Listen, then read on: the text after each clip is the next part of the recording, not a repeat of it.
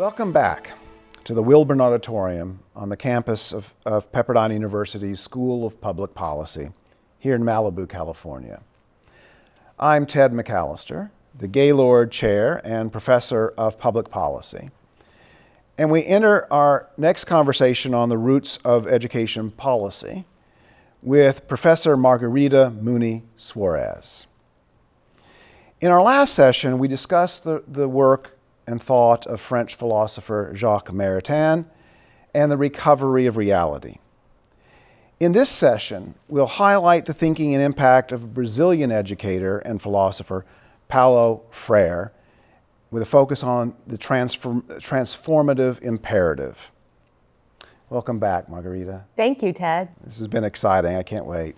Freire's Pedagogy of the Oppressed is one of the most assigned and referenced books in Americans' departments of education and schools of education. From what I can tell, it's hard to overstate the influence it's had on American education. Published in 1968, the context of that year and the events of that era, so far as I can tell, are rather important to understanding him and this book. Could you place the author and the book in this context and explain how it is that Pedagogy of Oppressed, his most famous book, fits into the larger context of revolutionary thought, both in the 60s and today? So Paulo Freire wrote this book, Pedagogy of the Oppressed. It was published in 1968. And to put the book a little bit in context of what was happening in the world at this time, Paulo Freire was from Brazil. He had participated in and actually he had developed a program of literacy training for peasants in Brazil. So he was writing this book largely out of some of his own practices of educating peasants.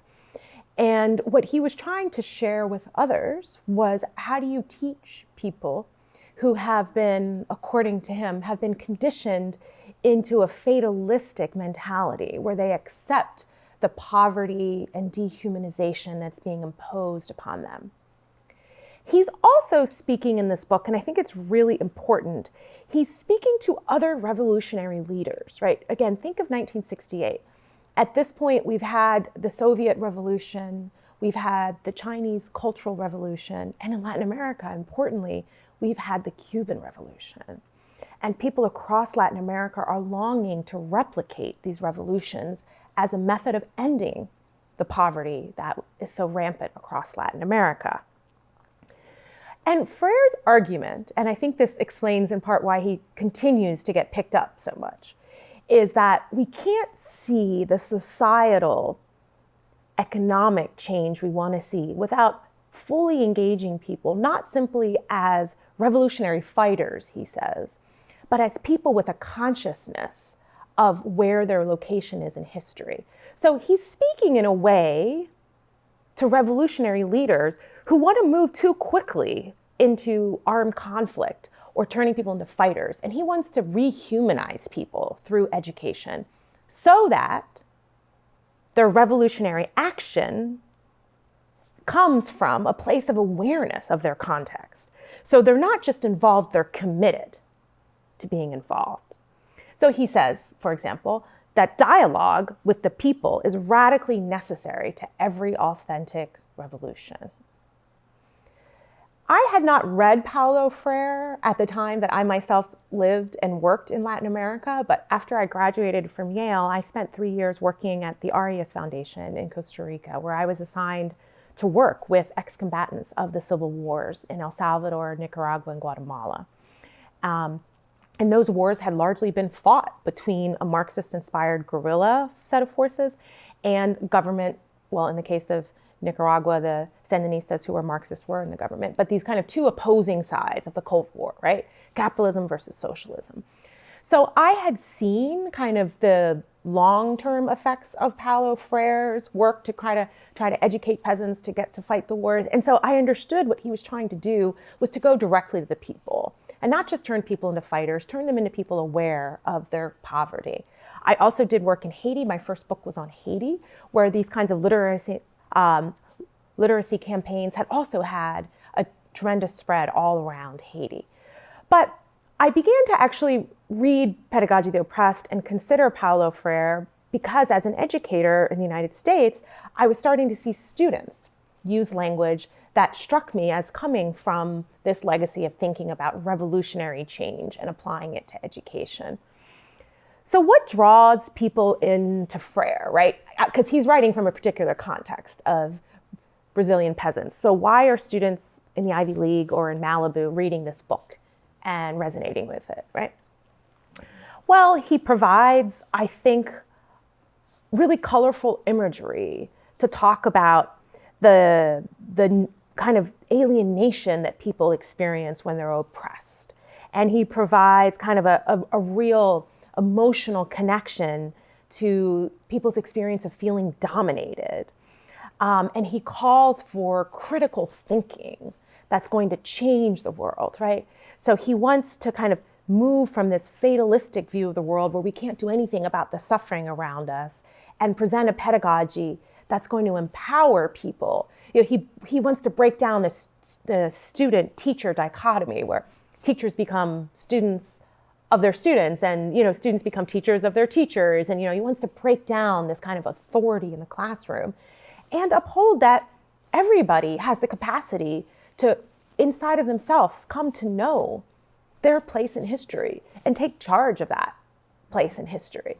So I think he uses these words. So Freyre provides a lexicon, right? He provides a set of words: liberation, revolution, reality, consciousness raising, problem solving, dialogue, anti-dialogue, action, oppression. Part of the reason for Freyre's enduring legacy is that people resonate with these words. But I think let's start now to talk a little bit about what some of these words actually mean. And part of the reason I've read Freyre and taught him is because I think oftentimes these words don't mean what people think they mean when they pick up Freyre. So let's start a little bit with dialogue and anti-dialogue. Why is this significant? People more often think that Freyre is giving us a method of dialogue. But what I want to try to explain briefly is you can't understand Freyre's method of dialogue if you don't understand that he's actually talking about dialogue and anti-dialogue. Well, what does this mean? Okay, Freyre starts with this idea that reality, as he sees it, is locked in contradictions, in opposites.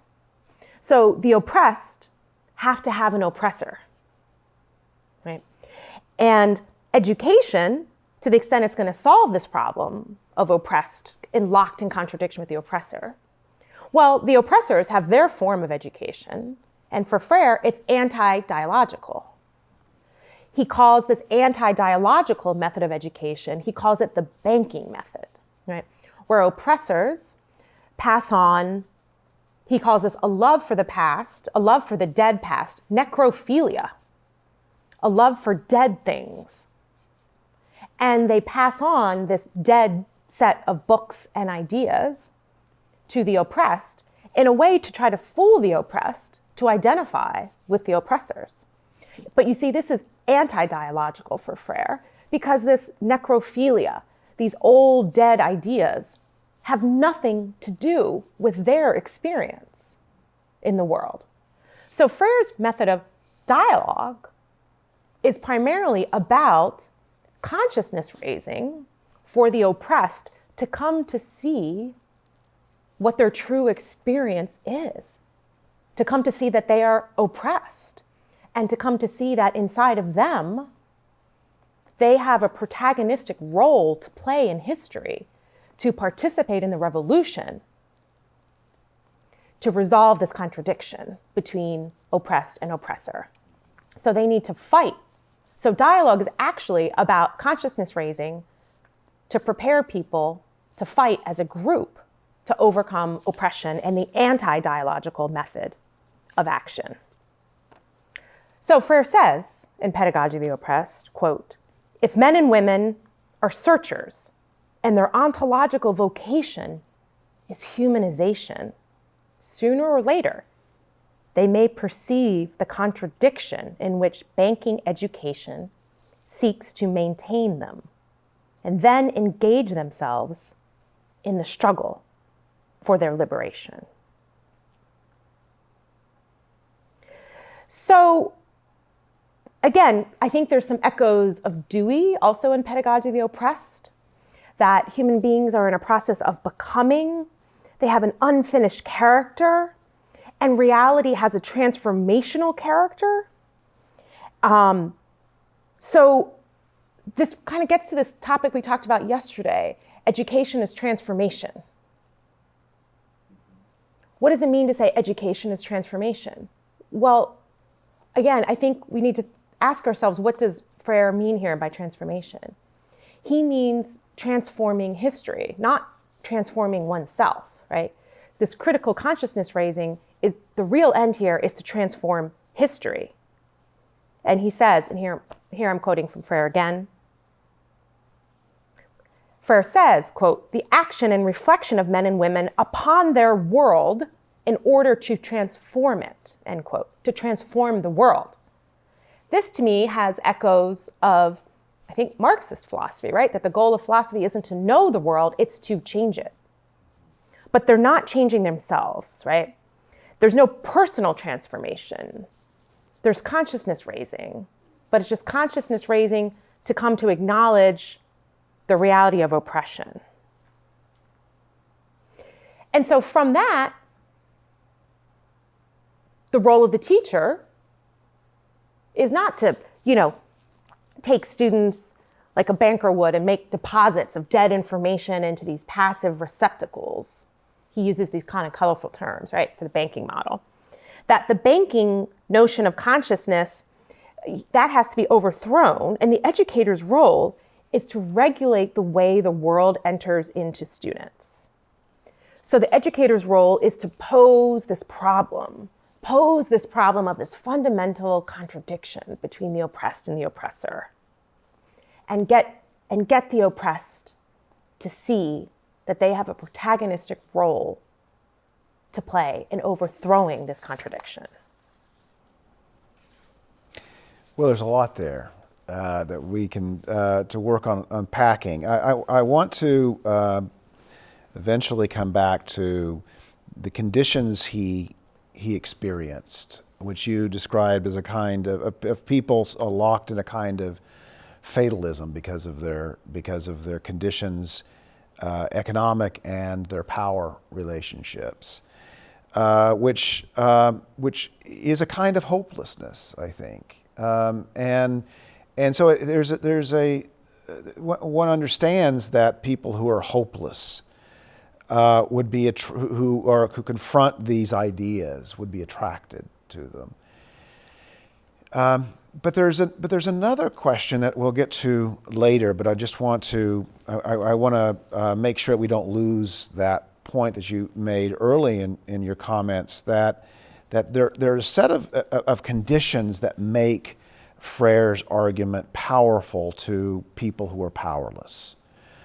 And it would be really interesting to contrast his argument about power, about how to respond to powerlessness, with Václav Havel's view, for instance, his famous essay, "The Power of the Powerless," where his response is to live in truth, which is not at all what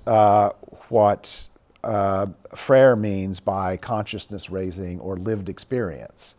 It's a recognition of more of the Maritain understanding that we have intuitive knowledge about what is true, and you live in it, and you refuse to accept the lies presented to you by the power structure. Very interesting contrast between these two responses to people who are powerless that I think is important. The fact that he chooses to go in a certain revolutionary direction rather than a normative direction is, I think, quite instructive.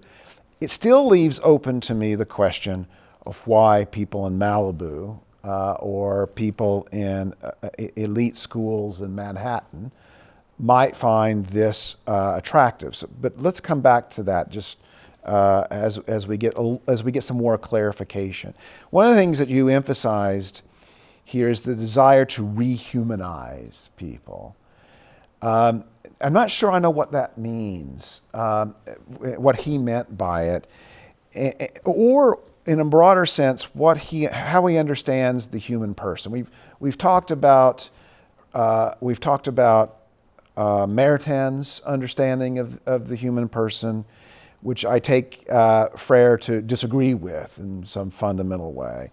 Could you explain a little bit more about what he means to rehumanize a person, and maybe put it in the context of his anthropology, his philosophical anthropology?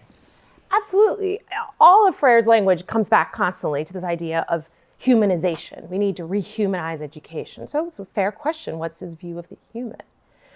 Well, in our first dialogue, I referred to this piece by Max Shaler and these different understandings of what it means to be human.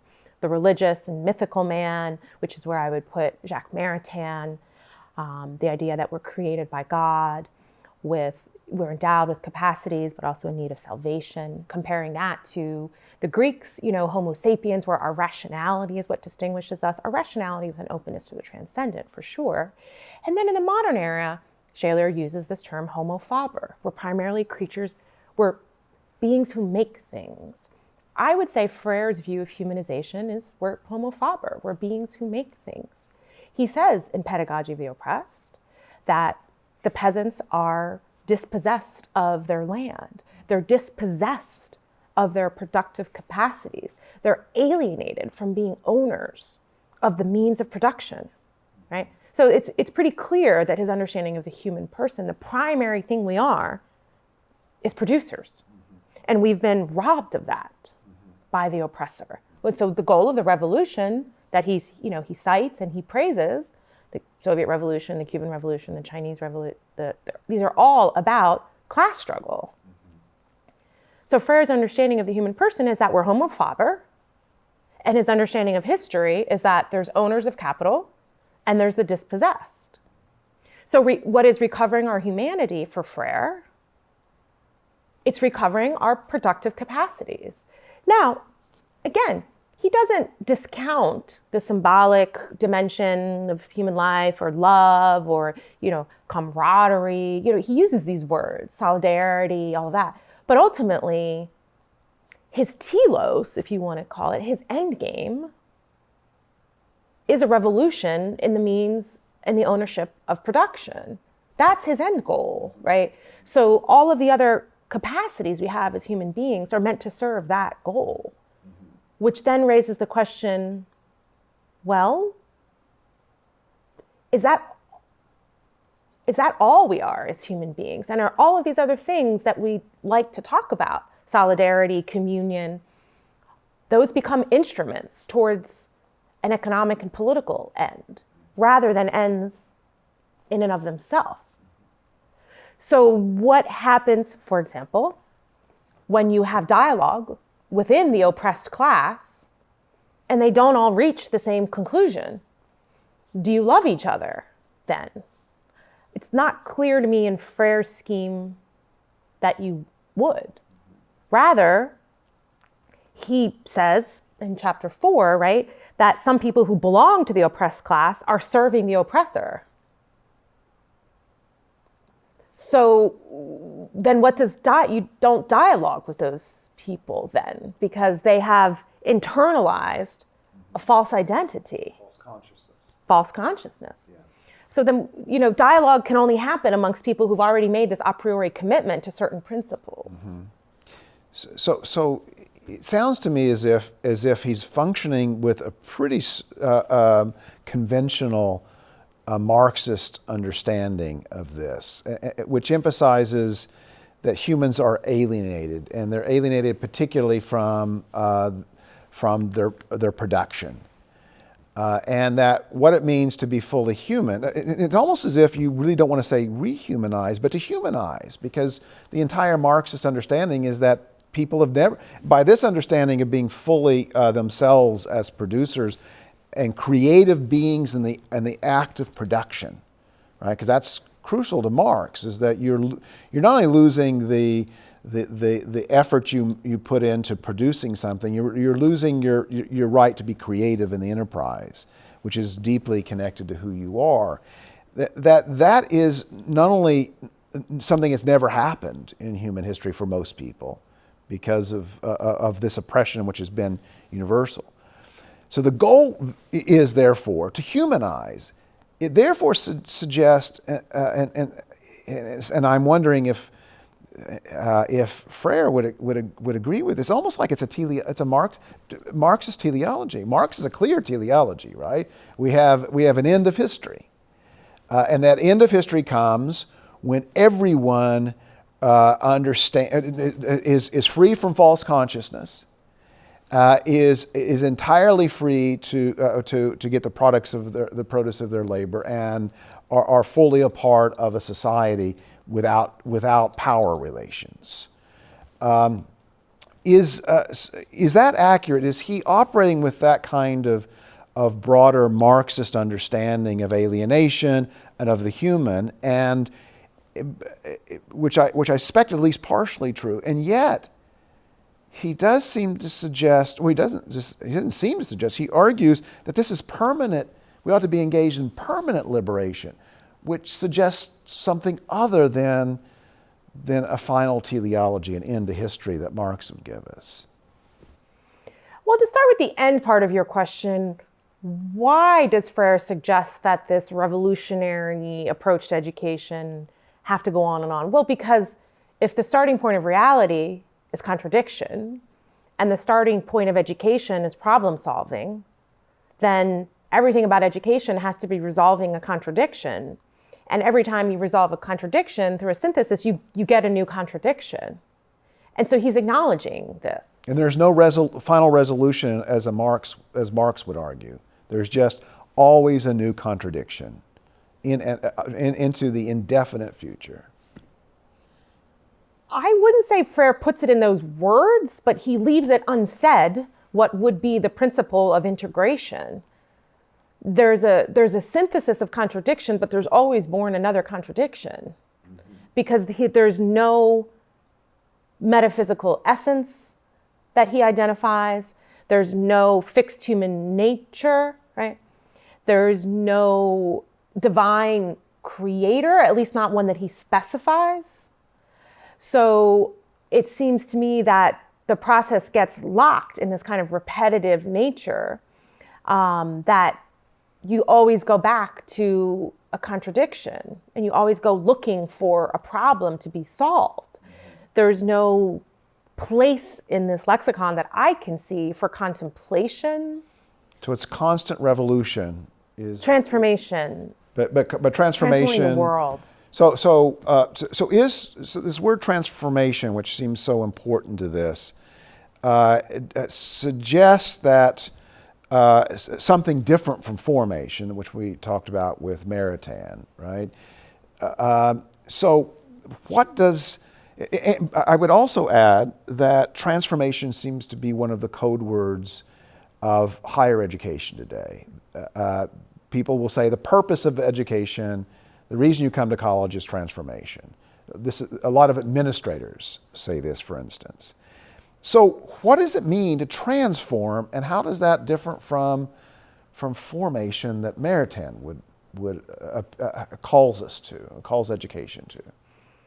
Well, again, I think people are drawn to Freyr because they like the idea of transformation, but they might mean it more in the sense of the way Maritain means it, that has a truly personal dimension of coming to develop moral and intellectual virtues, coming to know one's vocation in the world, and approaching the world with a sense of purpose and meaning. But my concern is that I'm not sure that Freyr can get us that kind of transformation, because the way he's using the word transformation is a movement towards this revolution in the means of production, but a revolution that's never ending, right? And when you step outside of that telos, it's not clear that Freyr's lexicon can help you. So just, to give an example of where the shortcomings of Freyr came really to my attention, I was reading rereading Pedagogy of the Oppressed one day while I was in Chicago for an event, and I had some free time, and I was sitting in a restaurant reading. And the waiter came up to me. He was a Latino guy, and he started talking to me, and he asked what I was so engrossed in reading. So I explained to him Freire's critique of the banking model of education and his desire to make education relevant to one's personal experiences. And this young man in his early 20s listened to me, and he said, I'm reading a good book right now. I said, yeah, what's that? And he said, Orthodoxy. And I said, do you mean G.K. Chesterton? And he said, yes. Well, you see, there was this guy named G.K. Chesterton, and he wasn't sure about his faith. He'd been raised in a Christian household, but first he wrote this one book about, his life story, and then he wrote this book about orthodoxy. And, I'm really trying to figure out, I was raised Catholic. I'm not sure if it's really true or not. He had served 2 tours of duty in Afghanistan for the U.S. Army, but he was asking questions about transcendent ultimate truth.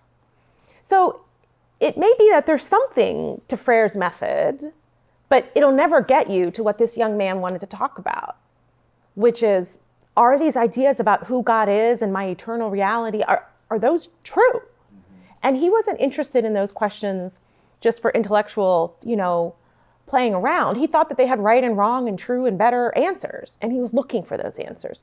So why would we deprive someone like this Latino man? Why would we deprive him of reading G.K. Chesterton's Orthodoxy because it's necrophilia?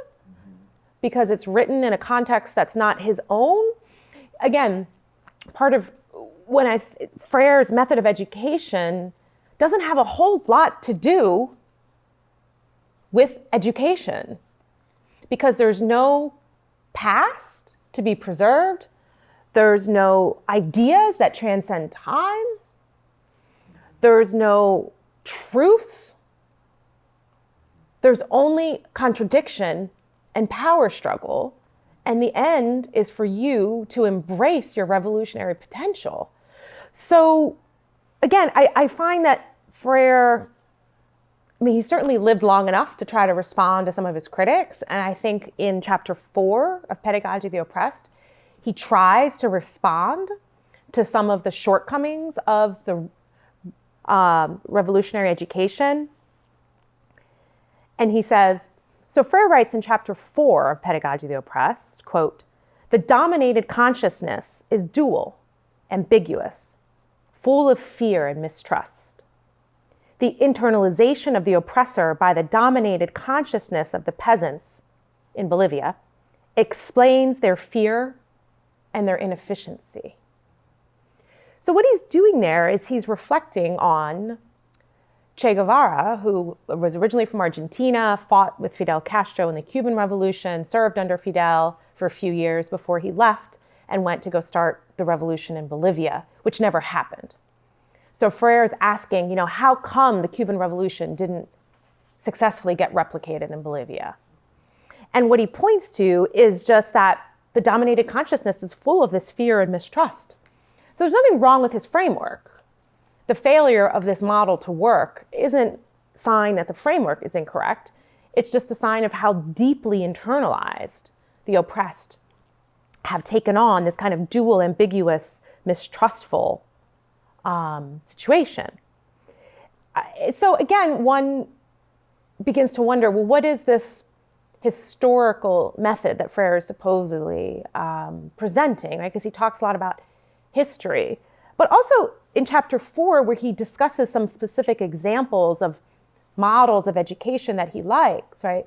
He talks about Fidel Castro's Cuban Revolution, and he praises Fidel for the dialogue he did with the people in Cuba. And he explains this is why the Cuban Revolution was successful. What he fails to acknowledge is the violence that Castro brought upon people who opposed Batista and helped him overthrow the dictatorship, but did not embrace communism. So again, Castro's successful dialogue is predicated on already agreeing with the communist revolution. You couldn't be against Batista and also against Fidel, right? So he brushes over the impact of violence and bloodshed and calls this dialogue, because if you don't engage in his form of dialogue, then you're doing anti-dialogue. And if you're doing anti-dialogue, that makes you an oppressor, even if you actually belong to the oppressed class. Right.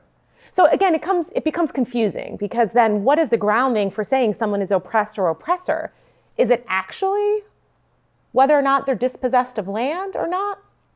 Or is it their awareness of being dispossessed by land? So again, there's no kind of objective mooring, really, to who's oppressed and who's an oppressor. Fidel Castro, by the way, was educated in an elite Catholic Jesuit school in Havana.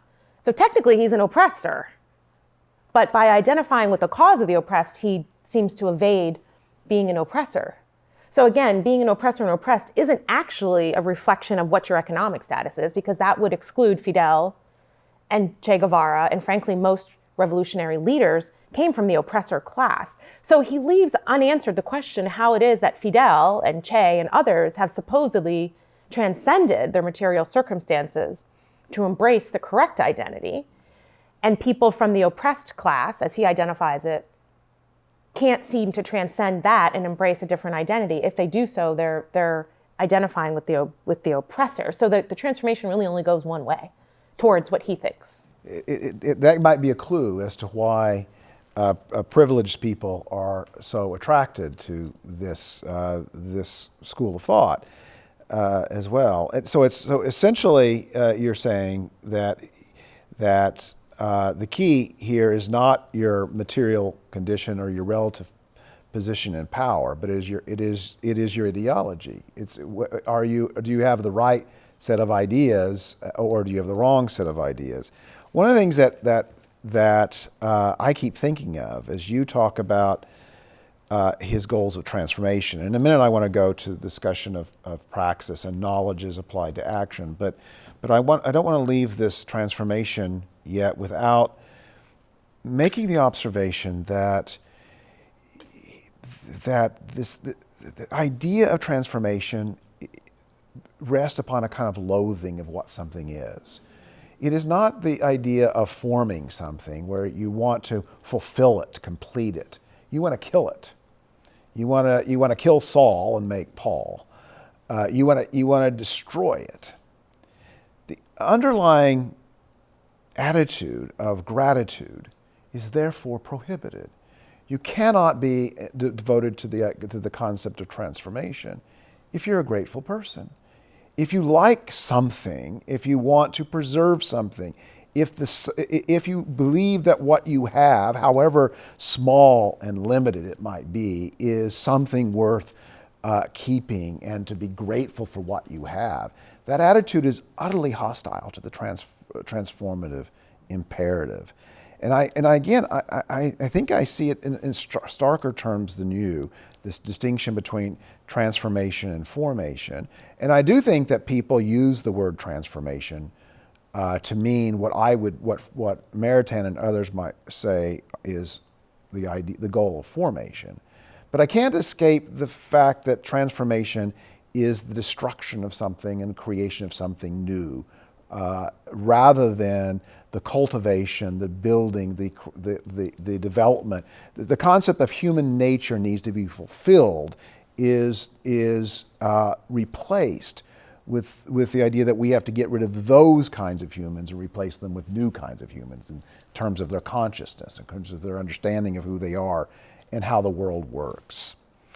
But I want to get to a point that you made that's really quite fascinating about what actually constitutes proper knowledge for him. There's a certain, if Chesterton's book is from a different time and a different context and it's utterly irrelevant, it is the wrong kind of knowledge. It's the wrong kind of knowledge because it might seek formation and not transformation, because his goal is praxis. Right?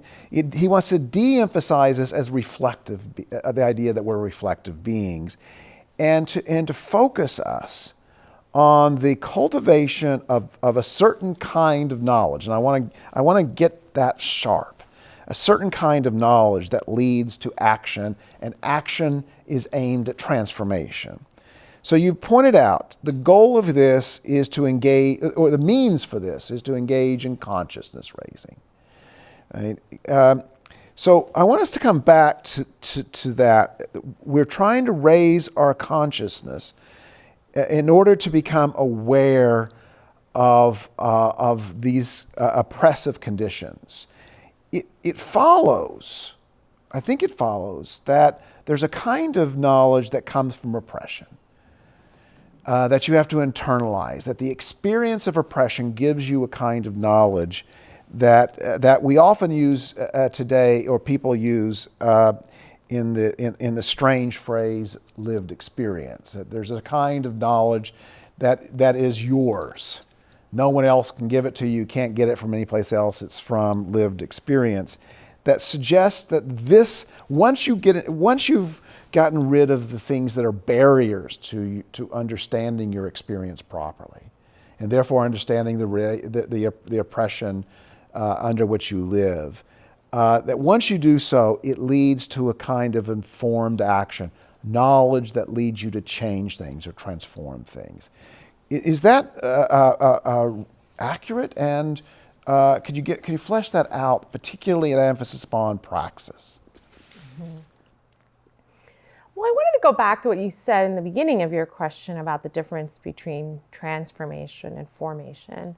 And one of the things we've been emphasizing in our dialogues here, Ted, is how important it is to just flesh out what do we mean by the human, what's the understanding of the human person. And contrasting, as you have done, I think very well, formation with transformation. The very notion of formation presumes that something is given about human nature, something is set. And from that, we can deduce or discern a telos and develop methods that help the organism, the human person, develop towards its purpose. Transformation, as you have rightly pointed out, has no grounding in anything concrete, objective, or unchanging, right? So Freire's view of the person is that it's constantly changing and it's constantly in flux and constantly being remade, but not with reference to anything concrete. Similarly, his view of history, right? As I mentioned, the contradictions and the problem solving, there's no way in which the present or the future builds upon the past. The past gets destroyed in this conflict because it's holding people back, right? So the transformation is really a destruction of what we thought of as we calling the humanization the wrong thing, right? There's a destruction there that has to occur. And then to get to the second part of your question, what does he mean by praxis, right? He wants to bring together reflection and action. But again, I just pointing to the text itself, we haven't yet really asked the question in this process of reflection and action.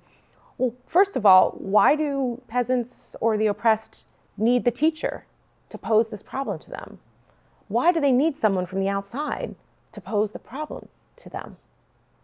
So there's reflection, but the reflection only happens as a response to a stimulus provided, in Freyr's case, by the teacher. Again, this is a very different understanding than you might get of the human person who's endowed with the capacity to know themselves and know the world, endowed with that capacity by the Creator. Are there conditions that limit the full development of that come about through poverty and exclusion? I have no doubt that that is the case.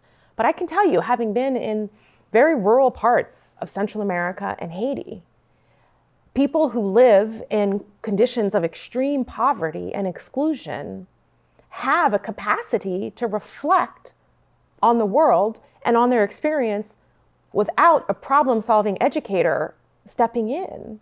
And to say that people who are oppressed are always and everywhere fatalistic and without hope simply doesn't line up with what I saw, where certainly some people exhibit this kind of fatalism. But these rural communities, they have leaders, they have spiritual leaders, they have visionaries, they have networks, they have families, they have moral authority, they have tradition. They might have their indigenous tradition, they might have kept some of their African tradition. So are we going to throw all that out too? I mean, it just becomes kind of confusing. Why do you, in this process of action and reflection, why do you need a teacher to come in from the outside to pose the problem?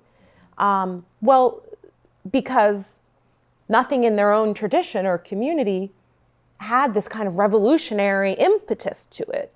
So this, if you ask me, is what happened to the peasants in Bolivia that didn't sign on to the Marxist revolutionary project. And in fact, there's another former collaborator with Che Guevara named Regis Debray, who's a Frenchman who was with Che in Bolivia and really tried to bring about the Marxist revolution. And he's been writing for the last few years about how when he was working with peasants in Latin America, he had the same experience I did, that this consciousness raising wasn't working because just like that Latino waiter I met, the peasants in Bolivia are posing questions about ultimate truth and about the nature of the cosmos and their relationship to God. And they didn't fundamentally identify as oppressed in the Marxist sense. It didn't make sense to them.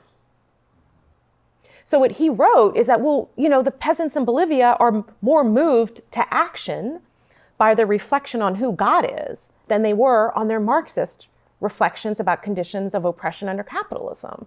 So again, regardless of whether or not you agree with the critiques of capitalism, to argue that human beings are fundamentally motivated, that their deepest motivation is the need to recognize their revolutionary role to overthrow capitalism is a huge assumption that doesn't bear out very well with most people who've worked in conditions of extreme poverty, because you're denying that they have spiritual needs, that they pose these timeless questions. You're actually denying that there are other traditions of thought amongst the peasants, and you're trying to replace their vision of the world with a Marxist one. And maybe that's why the peasants in Bolivia didn't rally behind Che Guevara. Right. So if you're asking the question, how should someone be in the world? And you are saying, in effect, that the way you should be in the world if you're a peasant is to become a revolutionary, to recognize your role in a process of revolutionary transformation.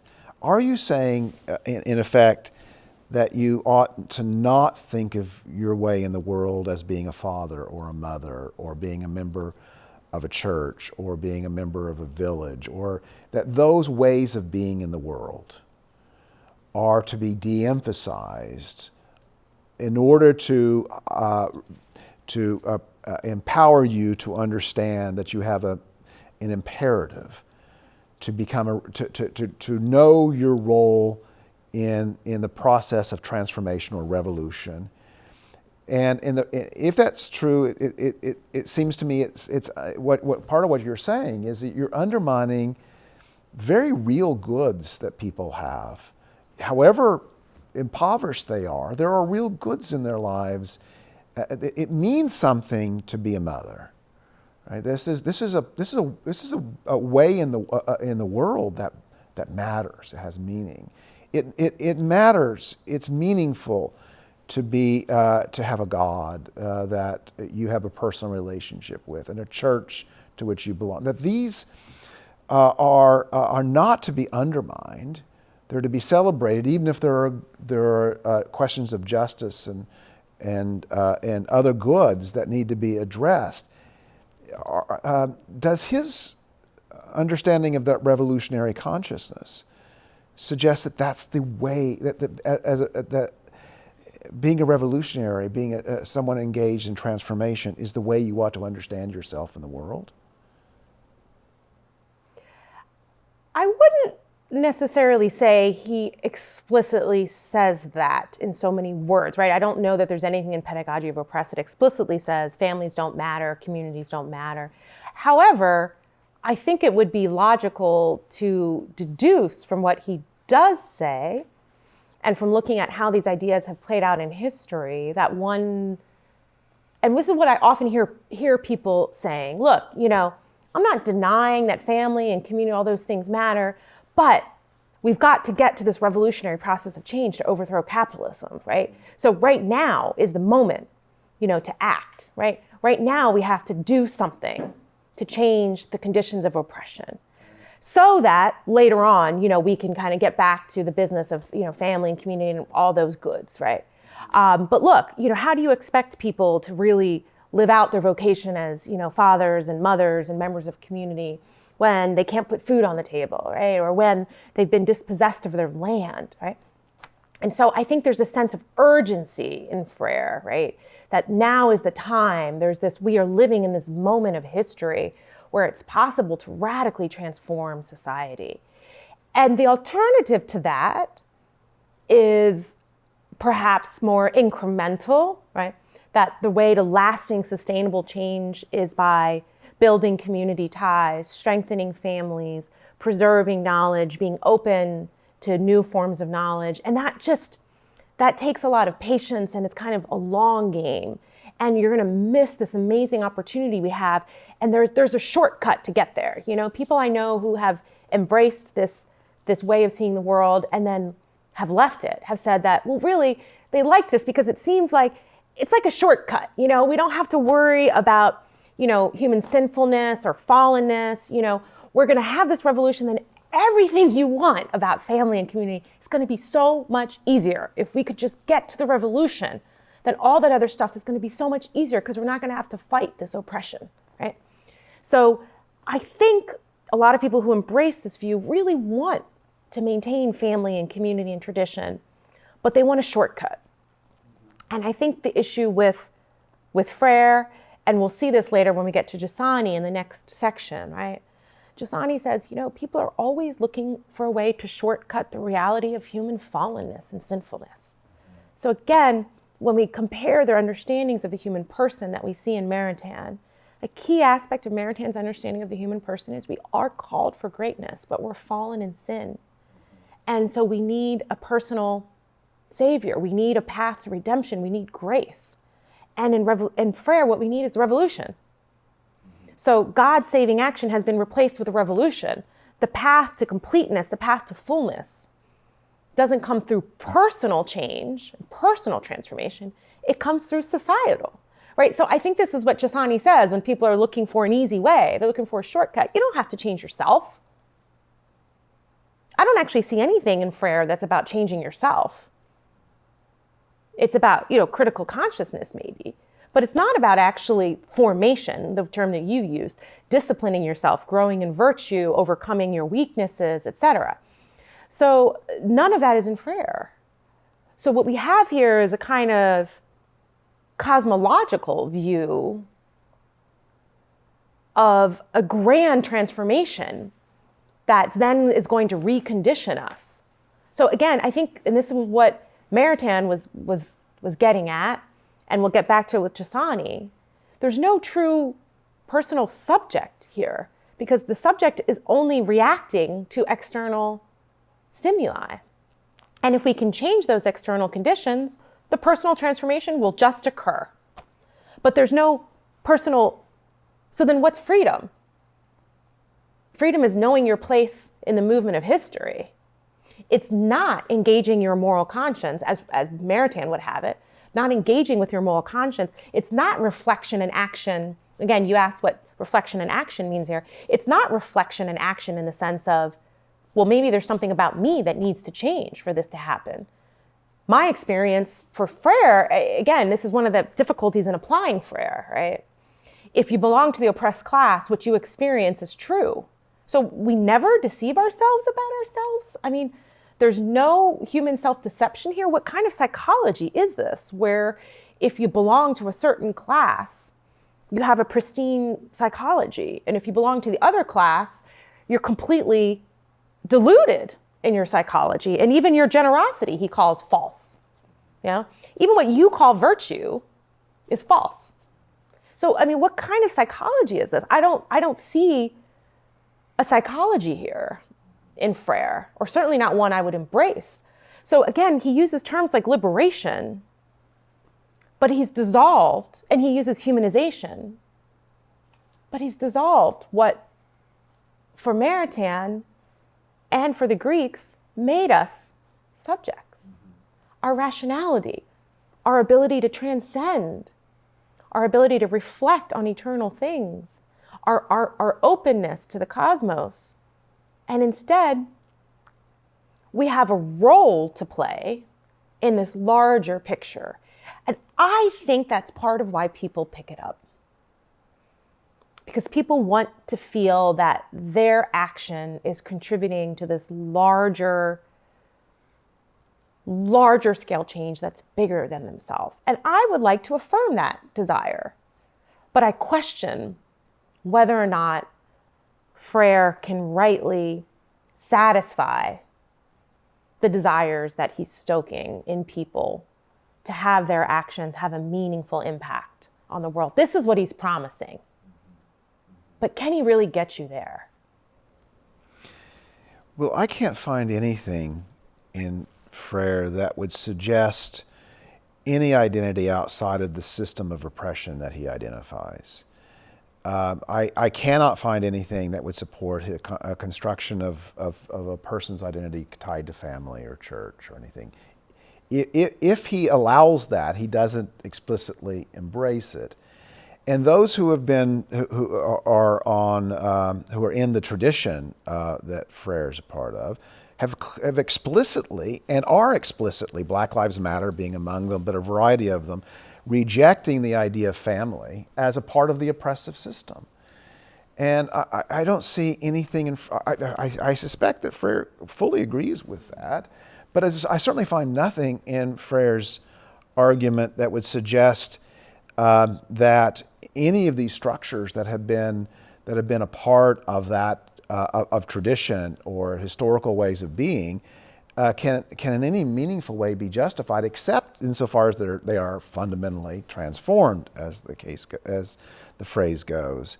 So I don't see how we have Freyr's discussion of transformation and find any meaningful defense of family or other structures as constitutive of one's identity and purpose and meaning. He wants to give people an understanding of themselves that is tied to this consciousness as a revolutionary, as someone engaged in transformation. You made reference to the challenge you have with his psychology and his philosophical anthropology. How does his system supply a person with some concept of good or bad, or and you hinted that there really isn't a place for virtue in his, as at least as traditionally understood in his system. Is this true? Is there? How do you understand outside of a response to an oppressive system, and therefore an understanding in naked power terms? Is there any concept of good or bad or just and unjust outside of that, broader than that? Again, a lot of this remains implicit in Freyr rather than explicit, but it seems to me that he focuses on good or bad at the level of structures and not at the level of individuals, right? So there's clearly an emphasis on what's good or bad, right or wrong, about structures of economic production and distribution of capital and resources. He's got very strong normative things to say about that. But in terms of a judgment of a personal action, I mean, you don't really see persons here, right? So it's only, at most, it's only a theory of right and wrong at a structural level. So then I think, again, as a kind of psychology, this leaves unanswerable the question that people ask themselves, which is whether or not their actions are morally right or wrong. And it also leaves, I think, unanswered whether or not, well, maybe he does answer it. He implies that it's morally justifiable to take the life of people who don't agree with you, even if they come from the oppressed class, because they're standing in the way. So it becomes okay. So what becomes right or wrong is measured at the level of structure.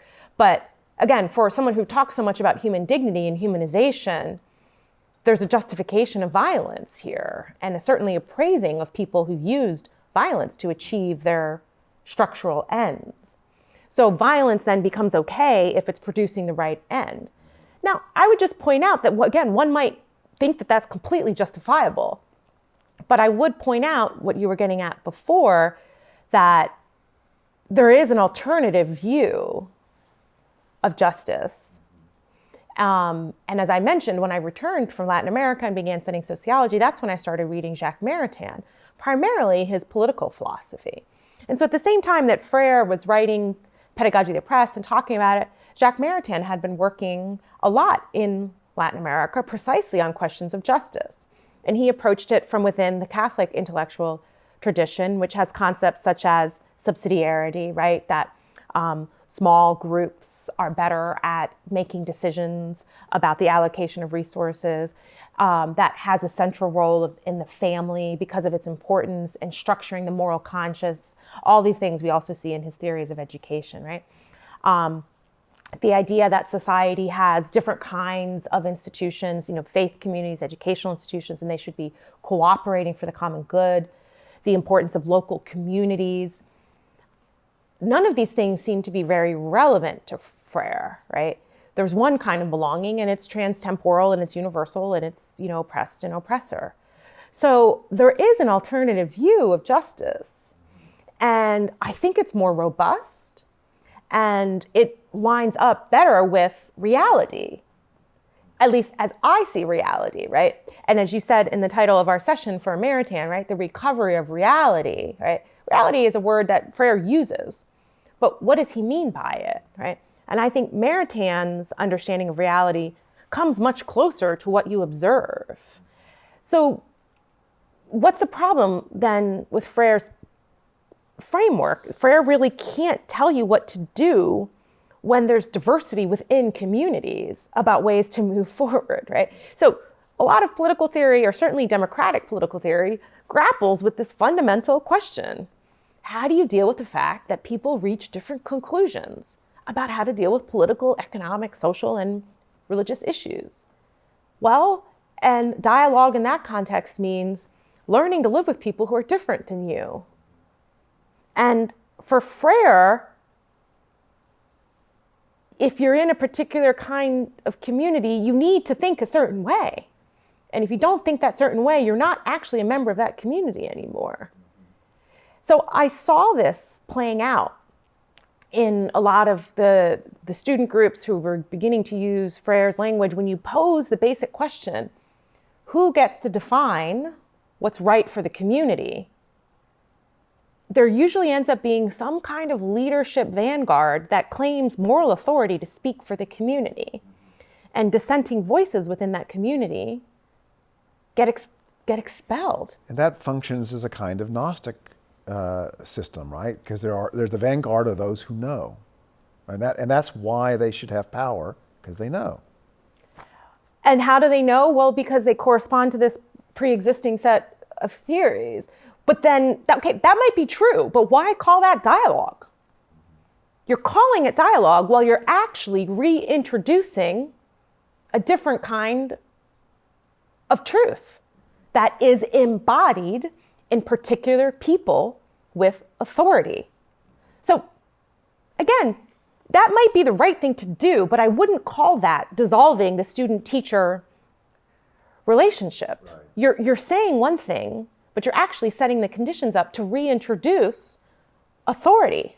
And in the end, you're telling them what their lived experience really is, right? Because if you're expecting them to reach that conclusion on their own, but if they don't, the process just keeps going, according to Freyr. Right.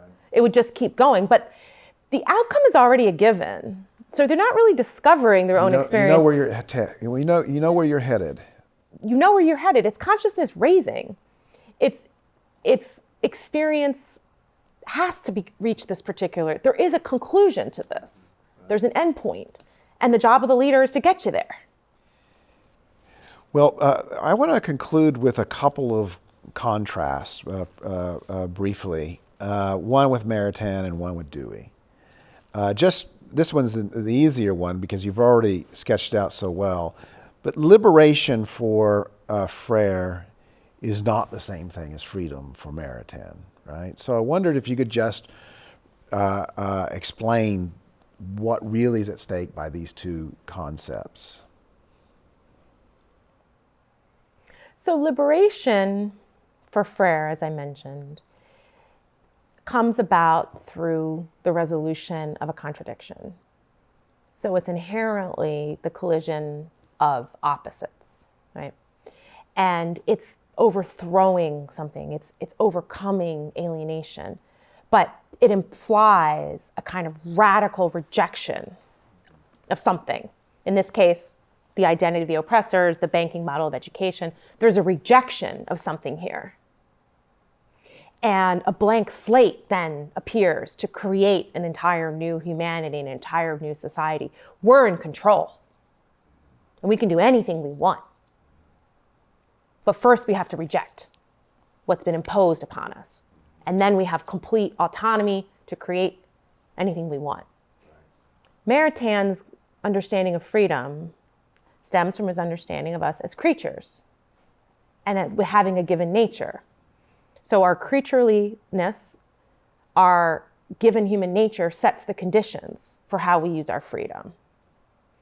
So some actions morally are good because they align with our purpose and our end, and some actions are morally not good because they don't serve us. So it's not freedom if we choose to do something that's harmful to ourselves or to somebody else. So for Maritain, freedom begins with an acknowledgement of our dependence on Creator and with limitations imposed by nature. And Maritain's concern is that people can choose to do things that deform themselves or deform others. And he wants to have a system of education to form virtues so that people act prudentially and wisely in a way that furthers their freedom because it's tied to an end that grows out of our human nature. Is it safe to say that for Maritain, freedom is living consistent with who you really are? It is, but we need to be careful to ground that in his understanding of who we are, because that, somewhat becomes a mantra. For Maritain, you can only discover who you are by encountering tradition and by pondering eternal questions and asking these fundamental questions about God. That nature of who we are is something to be discovered, not to be made. And again, I made this point about Freyr. His understanding of the human person is homo faber. And that comes down, like, you make and remake your own nature. Whereas for Maritain, this is something that's received and it comes to be known with gratitude. Mm-hmm. Right, which I think is important. Finally, some contrast with Dewey. I think there are some similarities, and you've pointed out one or two of them, but there are some differences, aren't there, that are important. And I want to point to one and ask whether you think it's a difference or not. That Dewey is an analytical philosopher. Right? He makes arguments that are rooted in a philosophical tradition that's emerged certainly from Hegel and others, but especially after Darwin and into American pragmatism. His arguments are therefore not primarily rhetorical. It seems that Freyr's arguments are not analytical. He doesn't stress a great deal he doesn't try to define key words carefully. He doesn't develop the full understanding of what it means to be human and all the rest of that like Dewey does. And I would argue that his argument is primarily rhetorical. The choice of words, and in fact, I would suggest that the appeal that he has is the appeal a sophist has, who's really good at deploying keywords in certain ways that are attractive to people who see problems, who see issues.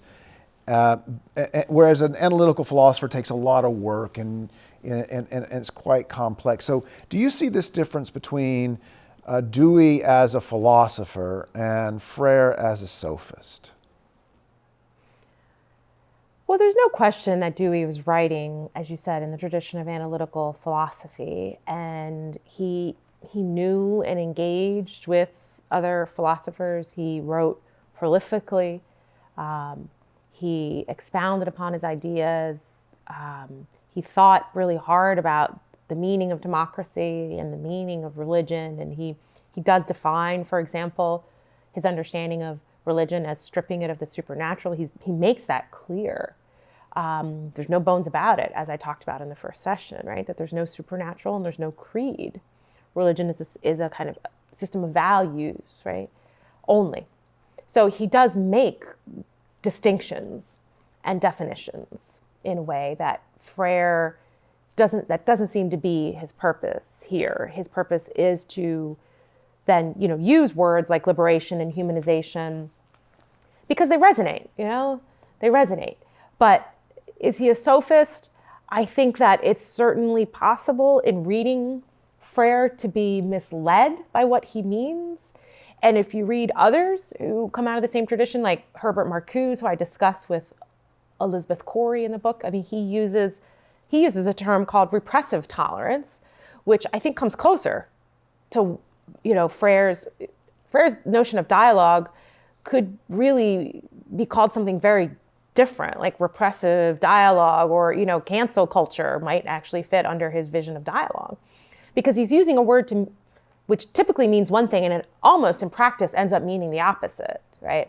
That what is dialogue when the conclusion's already given? It doesn't make sense, right? So Marcuse says that tolerance has been misused and he's going to redefine it. It doesn't mean you listen to other people's opinions. It means that certain voices get repressed so other voices can be heard. And that's true tolerance for him because then voices are getting heard that have previously been repressed. So similarly with Freyr, I think he wants to uplift certain voices, but in doing so, other voices are going to get shut down. So why call that dialogue? So I think there's something fundamentally misleading that explains why this keeps getting picked up by people who may be genuinely concerned. As I said, and as I talk about in my chapter with Bill Damon, teachers go into teaching because they want to help people. And they know that they're encountering people who are different than them. And therefore, they want to hear the experience of the students that they're bringing into the classroom. And they want to take account of the context from which students come. But as Bill Damon, a psychologist at Stanford, says so clearly, and says, having studied psychology for his entire professional career and applied it to education, if you're in a classroom with a whole bunch of people who come from the same social context, they are different human beings, and they each have their own personal motivation. And no teacher should a priori put students into a box. That is not how you educate. Education is personal. Now, similarly, and here's where I actually think there's a similarity between Freyr and Dewey, that their psychology is similar to the extent that fundamentally who we are as human beings is responsive to external stimuli. But it's not clear to me that either of them have the concept of the soul, as Maritain would understand it, and it's Dewey who clearly is rejecting it. Freyr, it's implied, right? But the concept of the soul, where Maritain says not everything is taught, like that we have kind of an intuitive capacity to know the world because God gave it to us, right? So we don't have to have Dewey's experiments and we don't have to have Freyr's consciousness raising to know something that's true. So again, for people who are claiming to dissolve the role of the teacher as an authority, I think both Dewey and Freyr end up giving the teacher a kind of ultimate authority to create the conditions upon which their version of the truth is discovered. Whereas Maritain and later Giussani is going to say, no, the truth is there for all of us to be discovered. And you don't have to have this social mediator, because God gave us the capacity to know the truth, not your experimental classroom and not your consciousness raising. So why don't we ponder who we are as creatures and who God created us to be, and then design a system of education in accordance with our human nature. So again, back to the purpose of these dialogues.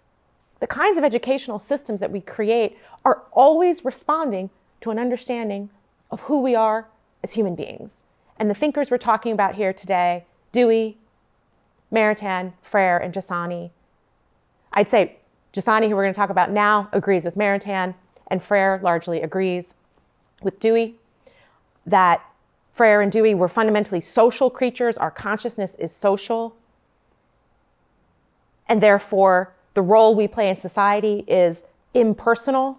It's about this kind of generic movement of progress. Whereas for Maritain and Giussani, we're given dignity in our created nature as mind, body, spirit, soul, a unity. And we have a freedom that stems from our individual personhood in relationship with God, that try as one may, try as hard as you might, cannot be robbed by any of these systems and will rear its head because God gave us freedom to transcend even powerful systems that try to dominate us. Well, as we transition to our fourth and last conversation, this one about Giussani, I wonder if this might work as a transition. One of the things you could say about, or that I argue about Freyr, is that he's very attractive to people who are spiritually homeless. That he gives a response to people that is morally and emotionally attractive about how to fight injustices and that they see. And whether you're rich or whether you're poor, whether you're in the first world or the third world, a spiritually homeless person could find Freyr intriguing and attractive. Giussani seems to me, and I'll let you tell me whether this is, since you know Giussani so well, he seems to be operating on the assumption that the goal is to find your spiritual home, and that's recognizing yourself in a tradition and in a community and an understanding with God is essential both as the context for a proper education and also a purpose for an education. And so the opposite of what Freyr would suggest. Well, I would say, and we can elaborate on this in our final dialogue, I would say that for Giussani, education has to help the young reach an existential commitment. And as we'll explain in the next dialogue, why is reaching this existential commitment so important to Giussani for all forms of knowledge, including scientific knowledge or political action? And I think the short answer to that story is that if we fail to educate the young to have existential commitments, we're actually engendering a skepticism, which I think Dewey believes in, this kind of skepticism about ultimate truth, that strips people of a sense that the world is full of purpose and meaning, and then actually engenders a kind of nihilism, a denial that there is meaning and purpose, which undermines the entire educational ethos and method of helping people to become good skilled laborers or good scientists or good whatever. Skepticism is not a foundation for education. Well, we'll have more to say about Giussani in our next session, but I very much appreciated this conversation. Thank you, Margarita. Thank you. And we'll see you in the next session.